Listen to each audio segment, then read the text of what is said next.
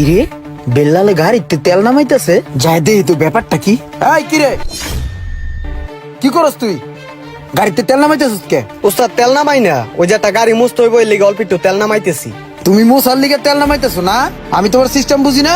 এটা যদি গাড়ির মালিকে দেয়, হে বেটা কি মনে করবো? জানতে সর হাজির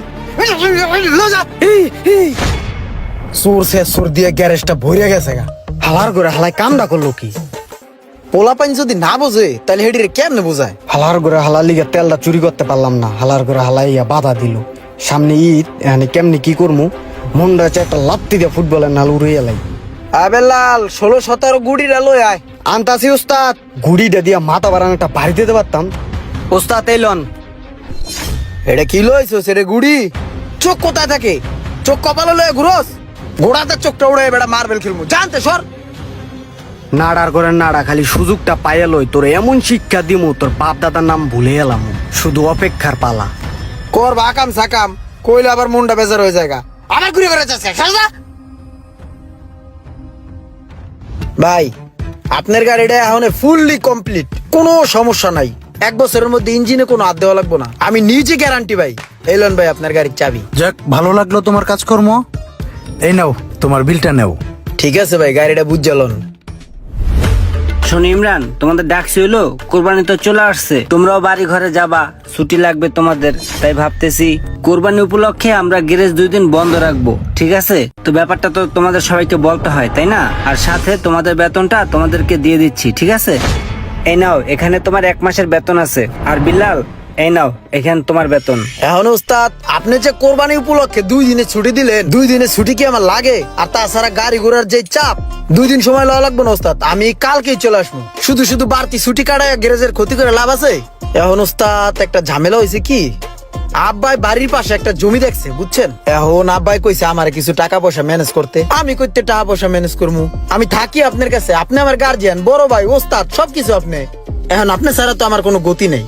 এখন ওস্তাদ আমার যদি 2 মাসের টাকা অ্যাডভান্স দিতেন তাহলে জমিটা রাখতাম। নাড়ার করে নাড়া, কেমনে উস্তাদ রে ভূগোল বুঝাইয়া 2 মাসের টাকা অ্যাডভান্স নিয়ে যাইতেছে। আপনি আবার আমার বেতনের থেকে কেটে রাখলেন, সমস্যা নাই। তো ওস্তাদ আমার 2 মাসের টাকা অ্যাডভান্স দেন, আমার অনেক উপকার হইব। ঠিক আছে, তুমি যেহেতু আমার এখানে কাজ করো, তোমার ভালো মন্দ দেখার দায়িত্ব তো আমারই, তাই না? সমস্যা নাই, আমি তোমার 2 মাসের টাকাই অ্যাডভান্স দিয়ে দিতেছি। আমারও কিছু অ্যাডভান্স নিতে হইব বসের থেকে। এলো, এখানে আরো 2 মাসের টাকা অ্যাডভান্স, ঠিক আছে? একটু তাড়াতাড়ি চলে আইসো। তাড়াতাড়ি মানি? আমি খালি কোন রকম বাসায় টাকাটা এমন করে ভিক্ষা দিয়ে আয় পড়বো। আইলাম বললাম আমি। বস, উস্তাদ রে অ্যাডভান্স দিলেন, আমার অ্যাডভান্স দিবেন না? এই থামরে কান চালায় আলাম বেটা বোর কি? তুই অ্যাডভান্স আজকে কার লগে কি কথা কইতে বেটা বুঝছ তুই? এখন তুই ঠিক মতন যন্ত্রপাতি চেনে না ভাই, ওই অ্যাডভান্স চাইতে লিগে আয় পড়ছে। হব বেটা ওস্তাদ কালকের বারবিকিউ পার্টিটা কিন্তু সেই দিছি, উত্তর পাড়ার পোলা পাইনে খেলা রাখছে, বুঝছস? ওখানে কিন্তু খেলতে হইব, ভালো করে খেলতে হইব। চল খেললে এইগা, আর রাত্রে কিন্তু আসর হইব, ঠিক আছে? ওস্তাদের ফোন। চুপ। আসসালামু আলাইকুম ওস্তাদ। ইমরান, এই 6-7 দিন হয়ে গেল ভাই, তুমি এখনো আসতেছো না। গ্যারেজটা পুরা কানায় আছে ভাই, তুমি কবে আইবা? ওস্তাদ হইছে কি, আমি দেশে আইয়া বিশাল বড় একটা ঝামেলায় পড়ে গেছি। হঠাৎ করে আম্মা অসুস্থ হয়ে গেছে গা। হসপিটালে দৌড়াদৌড়ি করতে করতে আমার অবস্থা পুরাই নাজেহাল ওস্তাদ, অনেক টাকার প্রয়োজন। আপনার আমি একটু পরেই ফোন দিতাম, যাক দিয়া লাইছেন, ভালো হয়েছে। ওস্তাদ আমারে 1020 টাকা দেন, হসপিটালের বিলটা দিয়া আমি খুব দ্রুত করে চলে আসি রাত্রের মধ্যে। হ্যাঁ হ্যাঁ, কি কও, তোমার আম্মা অসুস্থ? আচ্ছা ঠিক আছে, তুমি একটা কাজ করো, তোমার অ্যাকাউন্ট নাম্বার দাও, আমি 20,000 টাকা পাঠাই দিতেছি, তোমার আম্মুর চিকিৎসা করাও। তাহলে আমি রাত্রি আই পড়ি না? আচ্ছা ঠিক আছে। জি জি জি, আসসালামু আলাইকুম।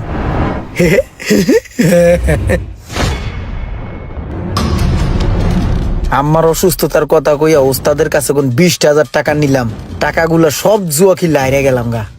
ইমরান, আজকে খেলবি না? চল খেলতে যাই। দামড়া সর, ফেললামি করিস না। বেটা, কালকে যদি তুই 4 নাম্বার করে ধরতি তাহলে টাকাগুলো তুই পাইতি, ওরা আর নিতে পারতো না। ইসিরে 4 নম্বর করে ধরলাম না, কিনলি ধরলে বেটা এখন আমার 2 লাখ টাকা থাকতো, কতগুলো টাকা হারিয়ে লাইছি। শিট, এখন কি করি? ওস্তাদ একটা ফোন লাগাই।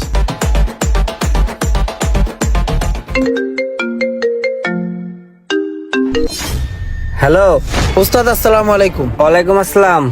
ওস্তাদ এই যে আমি তো রওনা দিছি গ্যারেজের উদ্দেশ্যে বুঝছেন, এখন পকেটে একটা টাকাও নাই, গাড়ি ভাড়াও নাই। এখন টিকিট কেটে খারাপ হয়েছি, আর বিলটা দিতে পারলে গাড়িটা ছাড়বে, ছাড়লেই আমি এককালে সোজা আয় পড়বো গ্যারেজে।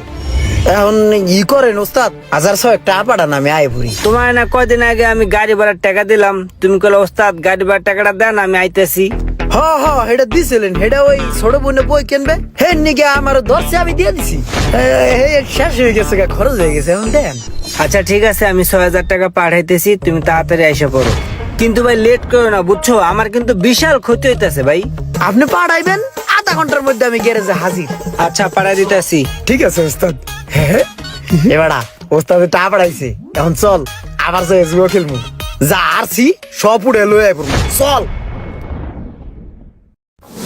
ভাই দেখছেন ইমরানের কামটা কি করলো? এই যে গাড়িটারে খুলে থুয়ে গেছে ভাই, এরকম 3-4টা গাড়ি খুলে থুয়ে গেছে ভাই। এই গাড়িগুলোর লোকগুলো আইয়া আমার প্রতিদিন গালাগালি করে ভাই।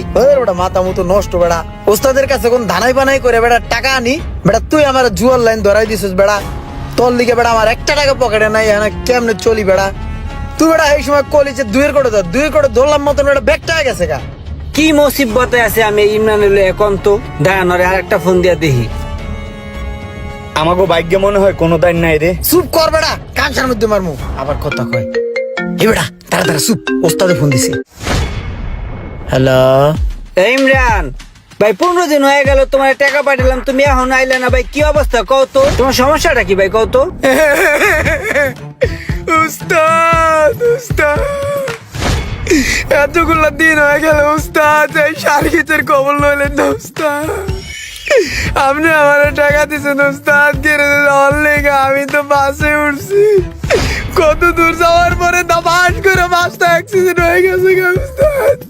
আমার মোবাইল কোথায় গেছে, আমি কোথায় গেছি, আমি কিচ্ছু জানি নাই উস্তাদ। উস্তাদ এতদিন আমি অজ্ঞান আছিলাম উস্তাদ, আমি কইতারি না। এই যে 2 মিনিট আগে আমার জ্ঞান ফেললো, আর আপনি ফোনটা দিলেন উস্তাদ। আমি এখনই আইতাছি উস্তাদ।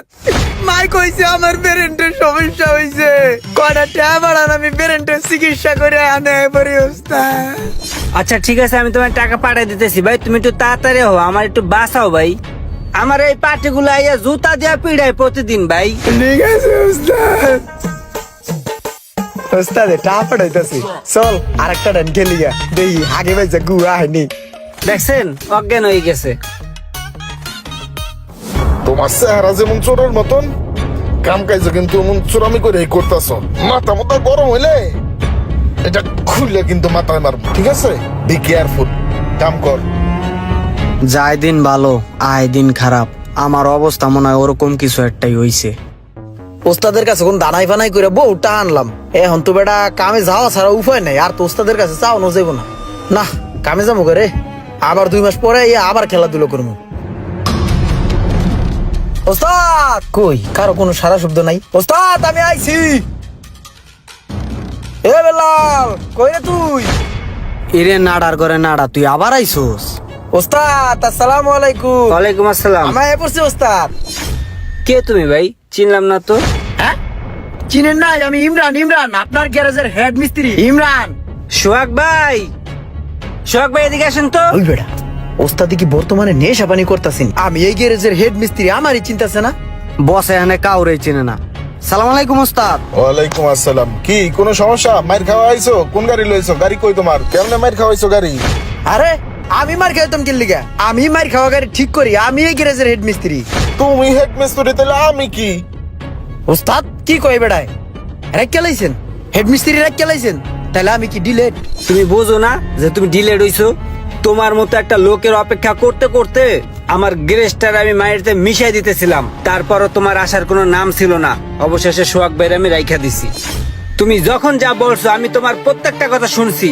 তুমি যখন টাকা চাইছো আমি তোমার টাকা দিছি। তোমার দিয়ে আমার বহুত লস হয়েছে। আজকের থেকে এই গ্যারেজে তোমার কোনো জায়গা নাই। বাইরাও। এই বেলাল, গ্যারেজেতে দইরা বাইর করে দেওয়া রে। এই বাইরা। এরকম অনেক কর্মচারী আছে যারা নিজেরাই নিজেদের অবস্থান নষ্ট করে, নিজেদের সম্মানটা নিজেরা রাখতে পারে না। সময় থাকতে সাবধান হবেন। এই গল্পটা থেকে কে কি শিক্ষা নিলেন একটু কমেন্ট করে জানাবেন, আর এই ভিডিওটা ভালো লাগলে একটু শেয়ার দিয়ে দিবেন।